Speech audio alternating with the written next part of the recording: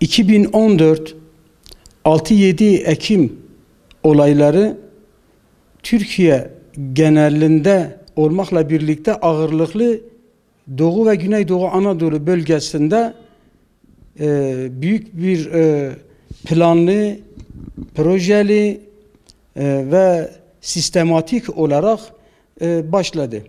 Ve bunun amacı bizce Kobani olayları bir bahaneydi. Biz olayı şu şekilde değerlendirdik. Dedik bu tamamıyla Türkiye genelde Türkiye ve yerelde bölgede tamamıyla Müslümanlara yönelik bir hareketti. Yakalanan bir itirafçının bunun plan ve programlarını bizler HDP parti binalarından alıyorduk. Şimdi Bitlis'te yansıması şu şekilde: Bitlis'in Tatvan Kültür Mahallesi, Kültür Camisi'nde kültür camisini yaktılar. Bununla birlikte yine Cumhuriyet Mahallesi'nde genel olarak eylemlerini burada sürdürdüler. Bununla birlikte ATM'leri yaktılar. Bankalara saldırıları oldu. Norşen ilçemizde, yani Güroymak ilçemizde olaylar bayağı bir gelişti. Orada da tahribatları oldu. Fakat bunun en çok Hizan'da oldu. Hizan'da yapmış oldukları tahribattan dolayı yasak bir bölge ilan edildi. Çıkma yasağı ilan edildi. Bitlis'te ise mahallelerde ilk gün olmakla birlikte böyle 150 kişilik bir grupla mahallede çanak, tabak çalma şekliyle başlatıldı. Fakat ikinci günü bu 50'ye düştü. Diğer günler 30-40'a düştü. Hatta son gün 5'e kadar indi ve son 5 günden sonra herhangi bir eylem olmadı. Fakat bu 5 günün içerisinde özellikle Zeydan Mahallesi'nde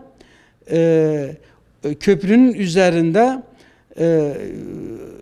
tekerlekler yakmak maksadıyla bayağı bir eylem hazırlığında oldular.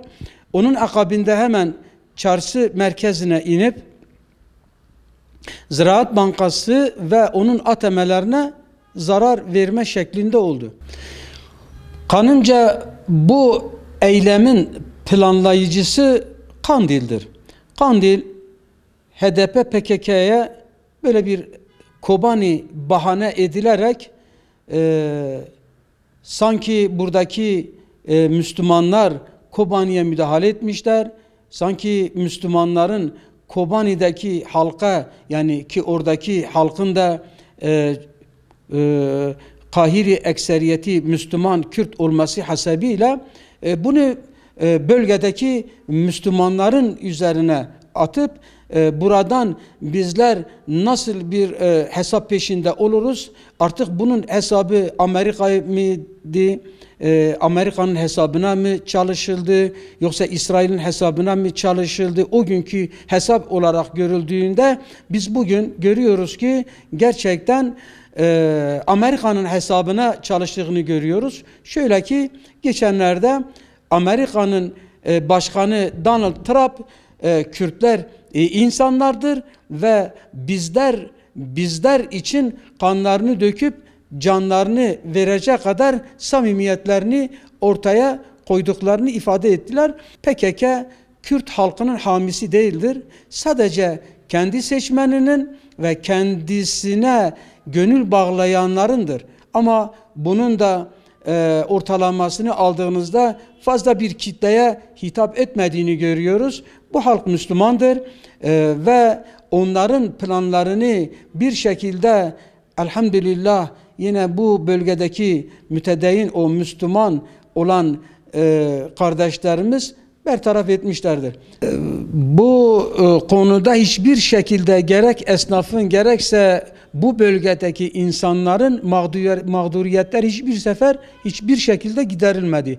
Bunu şu şekilde görüyoruz. Hakikaten Bitlis'in nüfusu 60 bine yakın iken bugün 50 binin altına düşmüştür. Bu da görüldü ki dışarıdaki yatırımcıların kesinlikle Doğu ve Güneydoğu Anadolu bölgesine hiçbir şekilde yatırım yapmayacaklarını, yapacakları takdirde PKK tarafından sabote edileceğini ve onlar tarafından yapılan o şirketlerine saldırı olacaklarından dolayı bu şirket sahipleri hiçbir şekilde yatırımlarını bölgemize yapmamışlardır. Yapmadıkları gibi hükümet de bu konuda bu halkın masraflarını, giderlerini, mağduriyetlerini ciddi şekilde onarmamıştır ve halk hala o 6-7 Ekim olaylarının mağduriyetini yaşıyor ve bir müddet de yaşayacağını